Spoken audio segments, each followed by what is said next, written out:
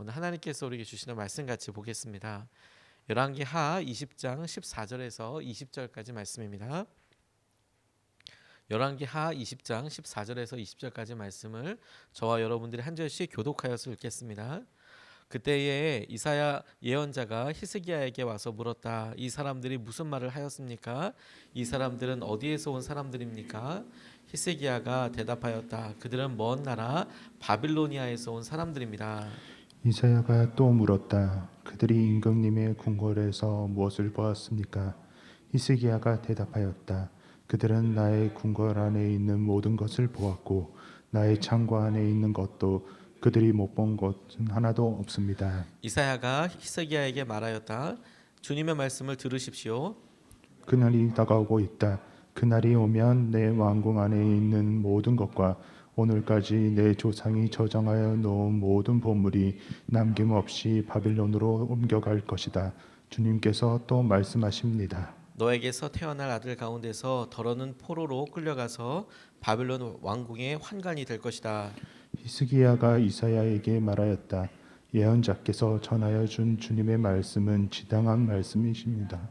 히스기야는 자기가 살아있는 동안만이라도 평화와 안정이 계속된다면 그것만으로도 다행이라고 생각하였다.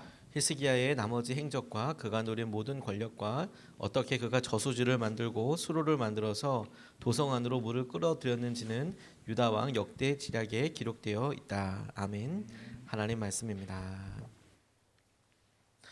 우리가 이번 한 주 동안 네 덕분에 아빠다, 네가 있어 엄마다라는 제목으로 우리가 아이들을 위해서 하루씩 하루씩 기도해 왔습니다.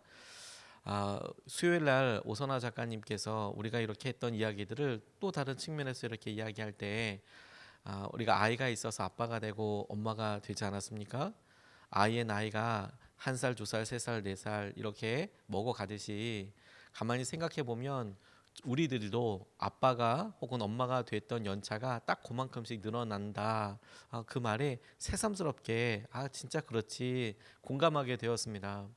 그 전부터 아빠로 준비됐던 게 아니고 엄마로 준비됐던 게 아니고 아이가 우리 품에 안기는 순간부터 그리고 그 아이가 입술로 우리에게 아빠라고 엄마라고 불린 그 순간부터 우리는 아빠였고 엄마가 되었죠. 그리고 그 아이가 점점 자라면서 우리도 똑같이 아이의 입장에서 우리가 어린이집에도 들어가게 되고 또 초등학교 들어가야 될 준비를 같이 하게 되고 또 중학교 그리고 고등학교 졸업할 준비 미래에 대해서 이런 걸 하나씩 딱 그렇게 처음씩 맺어가게 되는 것을 보게 되죠.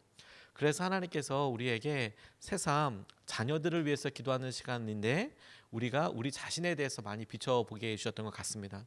우리가 자녀들을 위해서 축복하면서 이것이 온전히 축복으로 되기 위해서 전달되기 위해서 우리 자신에 대한 모습도 많이 생각나게 하시고 자녀에 비춰서 보여지게 되는 우리의 모습을 또 고백하게 하여 주셨어요.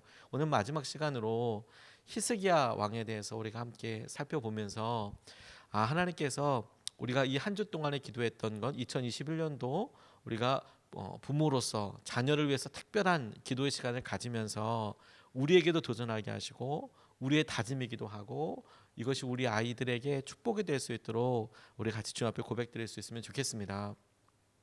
히스기야는 기도의 사람이었습니다. 그가 기도한 것을 통해서 외적들을 쳐들어온 대적들을 적군들을 물리치기도 했습니다.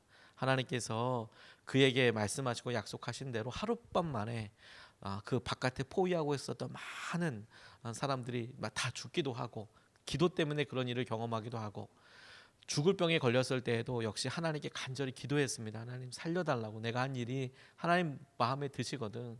나 좀 살려달라고. 근데 그 기도에 하나님께서 응답해 주셔서 15년의 삶을 더 플러스 받아서 살게 되었습니다. 이것을 명확하게 이사야를 통해서 히스기야에게 알려주셨어요. 너의 기도가 응답되었고 너의 삶을 연수를 15년 더 누리겠다.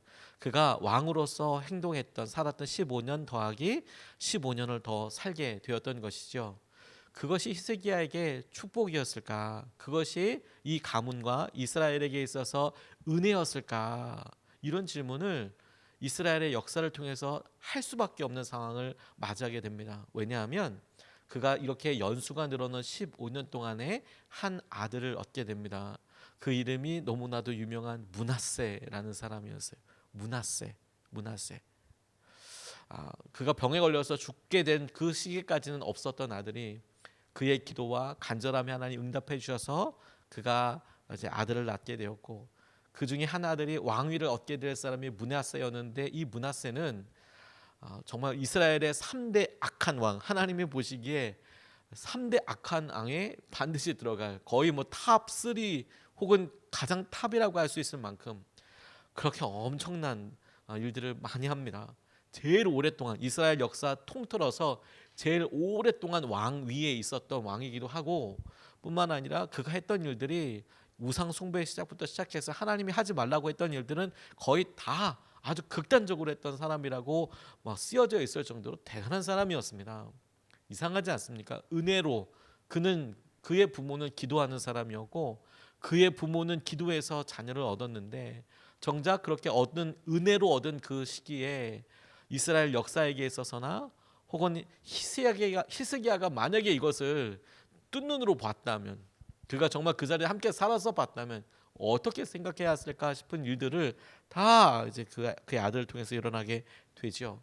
그 장면을 우리가 오늘 함께 읽게 되었는데, 이것이 우리 삶에 그냥 깊숙이 숨겨져 있는, 우리가 웬만하면은 이건 여기는 우리가 다뤄야 될 영역이 아니야라고 생각하고 있는 기도 제목들을 우리에게 떠올리게 하고 붙잡게 한다고 생각하게 됐습니다. 먼저 첫 번째로 우리가 같이 좀 붙잡고 생각해 보고 싶은 것은, 우리 마음 안에 무엇이 활기치고 다니는가 하는 것과 관련된 것입니다. 15절 말씀을 보면, 이사야가 또 물었다. 그들이 임금님의 궁궐에서 무엇을 보았습니까? 히스기야가 대답하였다. 그들은 나의 궁궐 안에 있는 모든 것을 보았고 나의 창고 안에 있는 것도 그들이 못 본 것은 하나도 없습니다. 이렇게 이야기합니다. 히스기야가 병이 났어요. 그리고 나았습니다. 죽을 병이었는데 나았습니다. 그런데 그것을 축하하기 위해서 사절단이 왔는데, 그 중에 바벨론에서 온 사절단도 있었고, 그들의 찾아왔던 그 사절단을 이게 그때 환대하는 장면이었습니다. 이 히스기야 때에는 북이스라엘이 멸망하던 시기였습니다. 북이스라엘의 왕이었던 호세아가 아스리아 혹은 아수르의 침략에 의해서 멸망하는 시점에 히스기야도 같이 살고 있었거든요. 그러니까 대외적으로는 굉장히 불안불안할 때였는데, 바벨로니아는 그때 당시에 아수르에 비하면 그냥 신흥 국가, 한참 이제 주가를 올려가고 있는 국가, 이런 정도였습니다. 그러니까 당시에는 아주 강대국이었던 아시리아가 있었고, 아시리아에 의해서 북이스라엘이 멸망하기도 했고, 그런 과정 가운데 대외 정책도 중요했고 관계도 중요했고, 그리고 바벨로니아는 아직까지 그렇게 초강대국이 아니었다. 여러 이유들이 있겠지만, 히스기야가 이 바벨론에서 온 사람들을 그냥 잘 맞아들여요. 그것이 그냥 단순히 호의라고 생각해서 받아들였는지, 아니면 이런 대외적인 정치 외교 때문에 받아들였는지, 혹은 자신이 가지고 있는 것을 자랑하기 위해서 보여주었는지 생각할 여지와 틈들이 있습니다. 혹은 뭐 이런 것들 통해서 이스라엘의, 남유다의 국권, 우리가 얼마만큼의 국력이 있는지를 보여주고 싶었을 수도 있을 것 같아요. 우리가 이런 정도의 나라니까 너희들 까부지 마라. 너희들 뭐 아무 생각도 하지 마라. 이런 의도가 있을 수도 있겠습니다. 그런데 여러분, 제가 주목하게 된 것은 궁궐이라는 말이었어요. 히스기야의 궁궐이 그곳을 멀리서 바라보는 사람들에게는 뭐 왕이 사는 곳 정도이지만, 왕에게 있어서 궁궐은 자기가 사는 집입니다. 왕에게 있어서 궁궐은 자기가 사는 집이고, 자기의 사랑하는 사람들이 있는 곳이고, 자기가 업무를 보는 곳이고, 자기의 재산 혹은 나라의 재산이 있는 곳입니다. 자기의 집이에요. 다른 사람들에게는 어떻게 보일지 모르겠지만 히스기야 왕에게 있어서 궁궐은 자기의 집입니다. 자기가 사는 곳, 그 사는 곳을 보이지 않는 곳이 없을 정도로 다 보여주고 다녔다. 그리고 자기가 갖고 있는 것 중에서 막 좋은 거, 유명한 거, 자랑할 만한 것 다 보여줬다. 이런 이야기를 하고 있는 것에 주목하게 됐어요. 왜냐하면 히스기야에게 있어서 궁궐이 마치 우리에게 우리가 살고 있는 우리의 내밀한 장소, 우리의 마음과도 같다고 그렇게 말씀을 보면서 붙잡게 됐습니다. 예전에 저희 부모님과 함께 이렇게 살 때 기역자, 옛날 스타일의 기역자 집에서 산 적이 있습니다. 가운데 수도가가 있고 허름한 이제 사글세 집이었는데 가운데 수도가 이제 겨울에 얼고 깡깡 얼고 그러면 그거 이제 얼음 깨가지고 새벽 예배 머리 감고 가고 그래야 됐었거든요. 보일러실 있고 건넌방 있고 쪽방 있고 심지어 그 집에 화장실은 푸세식이었습니다. 상당히 오랜 기간 동안. 그래서 저희 어머니가 오랫동안 소원이었던 개를 어쨌든 키울 수 있는 그런 계기가 있었어요. 조그만한 마당인데도 어머니가 강아지를 키우고 싶다. 그래서 어느 분이 주신 강아지를 갖고 왔는데 이게 강아지가 아니라 엄청난 개를 갖고 오셨어요. 도베르만이라는 이건 사냥개거든요. 엄청 큽니다. 물론 잡종이었지만 엄청 큰 개 한 마리랑 마르티스 한 마리를 키우게 됐었어요. 개들 때문에 일어난 일이 아니라 그런 어느 날 제 방에 건넌방에 있었던 제 방에 어디서 나타났는지 어디서부터 왔는지 청설모 한 마리가 들어왔어요. 다람쥐랑 비슷하게 생겼는데 새카맣고 엄청 깨깨거리는 그런 애가 한 명 있어요. 좀 더 크고 잡식성이고 별걸 다 먹는 애가 있습니다. 심지어 다람쥐도 잡아먹는다고 하더라고요. 그 청설모가 방으로 들어왔어요. 방으로. 그러니까 뭐가 후다닥 들어오는데 저도 깜짝 놀라게 되는데 문제는 저희 집에서 키우고 있던 도베르만이 막 짖기 시작하면서 얘가 집 그 방으로 뛰어 들어왔어요. 그래서 저도 너무 놀라서 벌떡 일어나가지고 뭐가 시큰 들어온 것을 이렇게 마주 보고 등 뒤로 서서 이게 뭐야? 그때까지만 해도 그게 뭔지 몰랐거든요. 시커먼 게 확 뛰어 들어오니까 그 침대 밑으로 확 들어가니까 너무 놀라가지고 이렇게 보고 있는데 걔가 또 뛰어 들어오니까 막 짖기 시작하니까 너무 놀랐죠. 진짜 황당한 거는 그 사냥개가 제 뒤에 숨는 거예요. 얘가 좀 앞에 나가서 잡아야 되는데 지도 무서웠는지 제 뒤에 숨는 거예요. 그래서 이제 긴 짝대기 갖다가 막 이렇게 쑤셔 보니까 뭔지도 모르겠고 막 이렇게 쑤셔 보니까 이게 시커먼 청설모가 막 하다가 도망가더라고요. 그 시간이 한 2, 30분 되는데 막 발칵 뒤집혔어요. 청설모 한 마리 들어왔는데 집에 뭐 안방에 건넌방에 뭐 다 난리가 났어요. 이거 어떡하냐, 이거 어떻게 얘를 쫓아내냐, 잡아라, 뭐 어떻게 잡냐, 뭐 이불 덮어라, 뭐 막아서 되겠냐, 내보내야 된다, 문 다 열어라, 어떻게 쫓아내냐, 여기 어떻게 해라, 막 그냥 뭐 이런 전략과 전술이 막 넘쳐났었어요. 청설모 한 마리가 원치 않는 시간에 원치 않는 방법으로 집에 들어왔는데 엄청난 일이 막 일어나더라고요. 그거 한 마리가. 일단 그게 뭔지도 모르니까 그걸 찾아야 됐고 어떻게 내보낼지 가지고 되게 고민을 많이 했어요. 그런데 여러분, 우리가 청설모 한 마리뿐만 아니라 만약 우리 집에 우리가 모르는 혹은 우리가 원치 않는 사람이 우리의 동의 없이 덩그랗게 들어와 있다고 생각을 해보세요. 이건 작은 일이 아니지 않습니까? 우리가 원치 않는 사람이 혹은 모르는 사람이 우리의 집에 덩그러니 들어와 있다고 생각을 해보세요. 이건 작은 일이 아닙니다. 그리고 부모가 없는데, 저와 여러분들이 없는데 우리 자녀들만 그곳에 있다고 생각해 보세요. 그건 진짜 있어서는 안 되는 일 중에 하나 아니겠습니까? 걱정되는 정도가 아니라 이미 그것 자체가 사건이지 않습니까? 우리 궁궐에 그와 같은 일들이 있겠다라는 생각을 하게 됐어요. 그리고 그것이 우리의 마음이라고 생각하면 더할 나위 없이 이런 일들이 많이 일어나고 있습니다. 우리가 자녀들을 키우고 우리가 함께하는 그런 공간에 우리가 원치 않고 우리가 원하지 않는 사람들 생각이, 사람들의 잣대가, 평가가 막 난무하고 있는 거예요. 막 들어와서 우리의 마음속에서, 우리의 가정에서 난리를 치고 있는데 그게 중요한 일, 커다란 문제라고 생각하지 않는 거예요. 우리의 마음과 우리 가정에.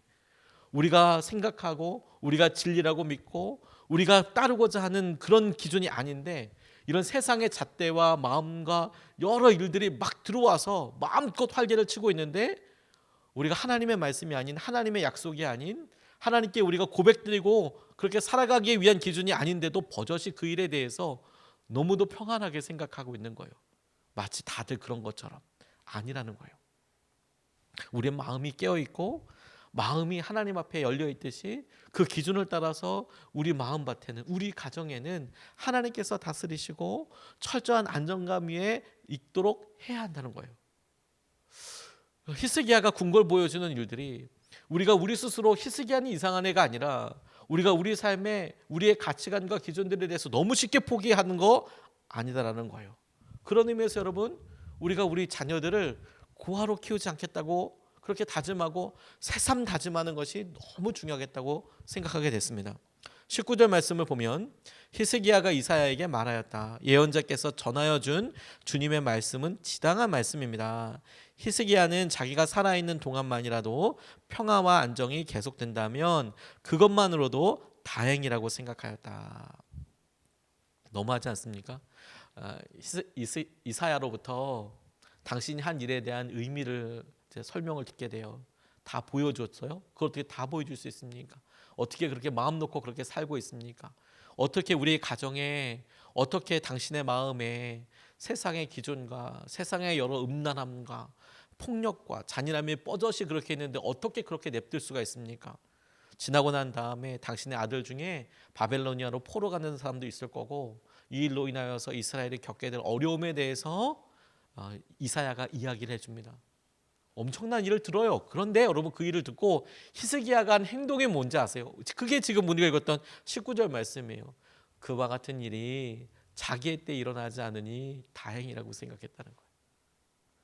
이사야는 처음서부터 당신 자녀들에게 그런 일이 있을 거라고 이야기하는데, 히스기야는 내 때에 그게 일어나지 않는다고 하니 다행이라고 생각했다는 거예요. 지금 내 앞에 그 일이 있지 않으니까 다행이다라고 생각했다는 거예요. 나쁘지 않다라고 생각했다는 거예요. 사랑한다면 함께할 미래뿐만 아니라 사랑하는 사람이 살게 될 세상을 같이 꿈꾸게 됩니다. 사랑한다면. 그리고 그것을 다음 세대 될 것이라고 남겨두지 않습니다. 이건 니들이 알아서 해야 돼 라고 남기지 않습니다. 사랑한다면 그 사랑 때문에 내가 무언가를 해야 될 것을 꿈꾸게 됩니다. 세상을 꿈꾸게 되는 거죠. 고아는 자신의 일을 자신이 준비하고 자신이 고민합니다. 자기가 다 책임져야 해요. 자기가 먹을 것, 자기가 살아가는 여러 터전들 아무도 도와주지 않아요. 자기가 다 고민하면서 하는 것을 고아라고 하죠. 그런데 여러분, 이것이 그냥 우리가 고아들이 그렇게 살지, 그렇게 어렵게 살지, 그게 아니라 히스기야로부터 므낫세가 딱 그와 같은 태도로 마주하고 있다는 것을 여러분 깨달을 수도 있으시겠어요? 네 때는 니네가 알아서 하는 거지. 니네 때는 니네가 알아서 하는 거지. 부모로서 히스기야가 포기했던 것은 므낫세를 영적인 고아로 만드는 행동이었어요. 니네 때는 네가 알아서 하는 거야. 엄밀하게 당장은 작아 보여도 이스라엘에게 있어서는 나라가 망하게 되는 그런 길로 들어가는 거였습니다. 그것을 우리가 주목하게 됐습니다. 물론 여러분, 우리가 연약한 사람으로 우리 스스로도 우리의 삶에 여러 중요한 일들이 있어서 그 일을 따라가기에도 벅차고 어떻게 해야 될지 모를 만큼 우리도 처음 겪어보는 일이니까 그렇게 가지만, 그럼에도 불구하고 여러분, 우리가 우리 아이들을 위해서 우리 아이들의 초등학교 입학할 때, 유치원 들어갈 때, 중학교 갈 때, 고등학교 졸업했을 때, 또 결혼했을 때, 또 취직을 했을 때 여러 일들에 대해서 우리가 미리 한 번이라도 생각하고 우리가 마치 보험을 들듯이 한 번이라도 준비해 본 그런 부모라면, 그런 외적인 것 외에 하나님께서 우리 자녀들에게 과연 어떻게 하실지, 어떤 것들을 물려줄 수 있을지, 영적인 유산에 대해서, 그리고 우리 아이들이 함께 살 영적인 환경에 대해서, 그리고 이 나라에 대해서 고민하고 기도할 수밖에 없게 될 거예요. 그것을 우리가 놓치지 말아야겠습니다. 우리 자녀 잘 되면 돼. 내 자녀가 안 아프면 되고, 다른 사람보다도 우리 자녀들이 좀 더 소중하잖아.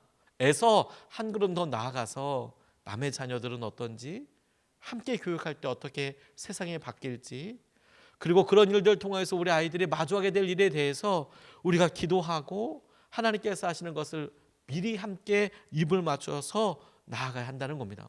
교회는 그 일을 위한 믿음의 실험장이자 하나님께서 우리에게 주신 구체적인 삶의 터전이라고 싶어요.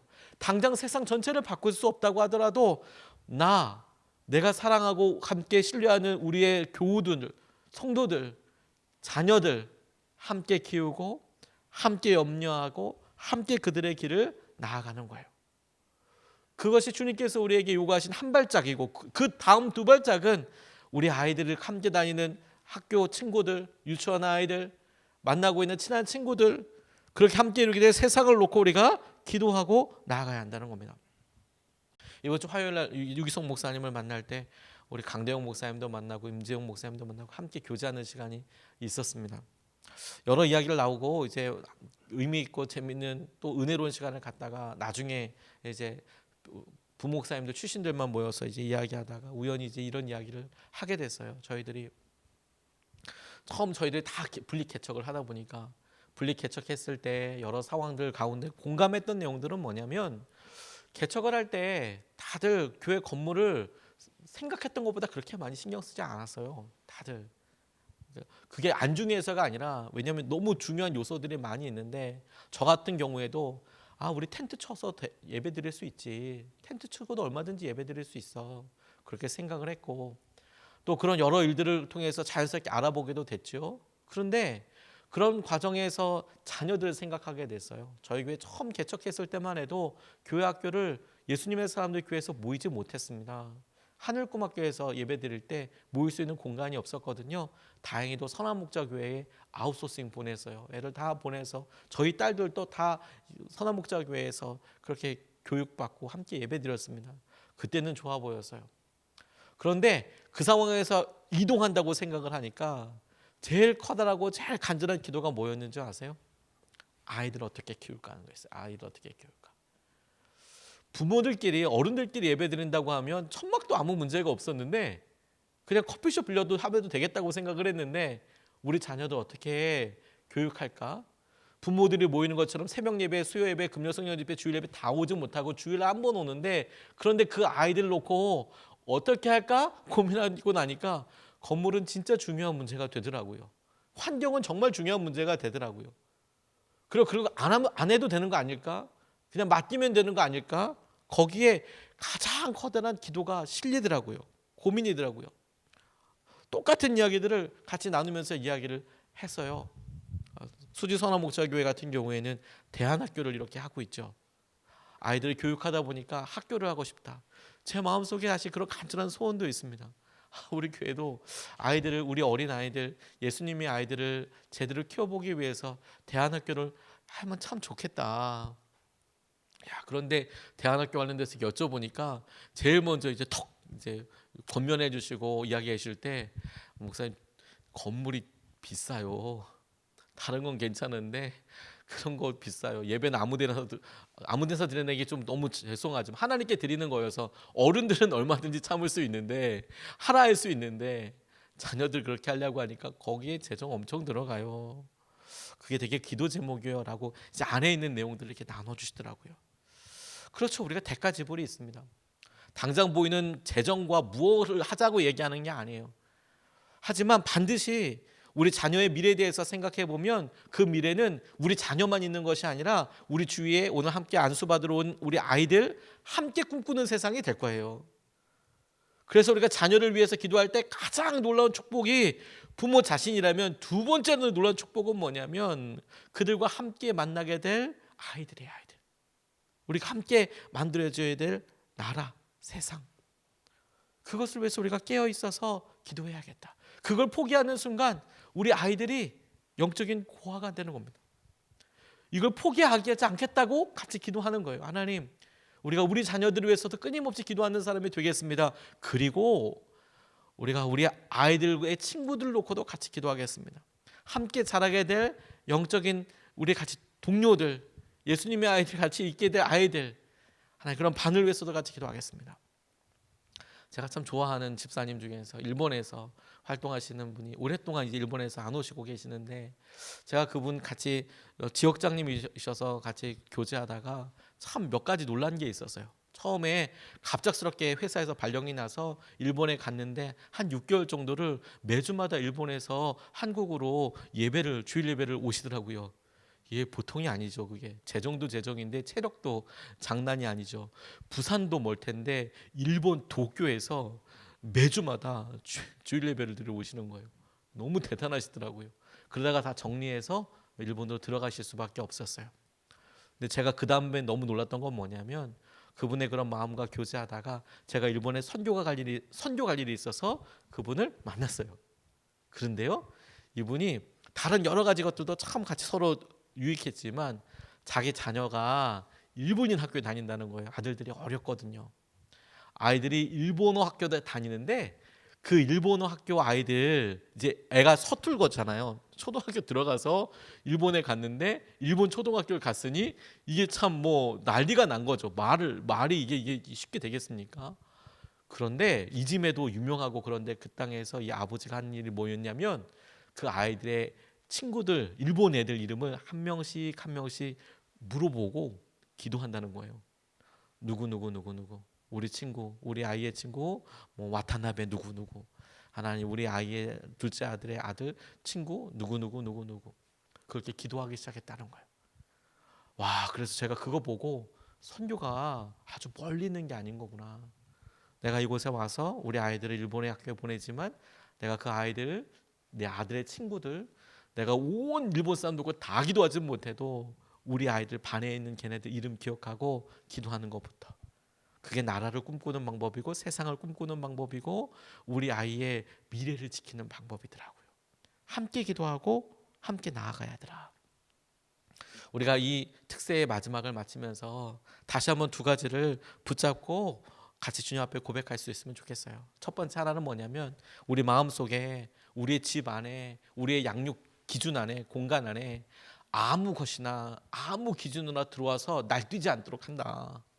휘둘리지 않도록 한다. 우리 집에 누군가가 들어오면 절대 안 되지 않습니까? 우리가 원치 않는 사람이 마음도 그렇게 하겠다. 자녀들 키우는데도 절대 양보하지 않겠다. 우리가 원치 않는 것들이 날뛰고 세상에 음란하고 잔인한 것들이 날뛰도록 냅두지 않겠다. 두 번째, 우리 아이를 영적인 고아로 키우지 않겠다. 나 혼자서만 이 아이만 놓고 이렇게 하고 당장 우리가 문제 없어라고 키우면 그 아이의 미래는 그냥 맡겨버리는 거예요. 그렇지 않습니다. 주님께서 우리에게 주신 우리 아이들의 미래를 같이 꿈꿔주는 거예요. 아이들의 친구들, 아이들이 만나게 될 세상을 우리가 할 수 있는 것서부터 그래서 하나님께서 하신 은혜와 마음을 함께 누릴 수 있으면 좋겠습니다. 우리가 이것을 붙잡고 두 번 나눠서 같이 기도하겠습니다. 첫 번째 우리가 같이 기도하고 싶은 것은 우리 마음을 다스려 달라고 기도하겠습니다. 우리가 같이 끝나고 바로 안수 기도할 텐데요. 첫 번째로 우리가 우리 마음을 다스리소서 이렇게 기도하겠습니다. 우리 마음을 다스려 주십시오. 우리 마음속에 세상의 기준이 날뛰지 않게 해주십시오. 날뛰는데 그거 냅두지 않게 해주십시오. 하나님 우리가 말씀대로 아이를 키우고 믿음으로 아이를 키우겠습니다. 우리 마음의 궁궐을 주님 다스려 주시고 주님 말씀으로 다스림 받게 하여 주시옵소서. 우리가 첫 번째로 같이 함께 기도하겠습니다.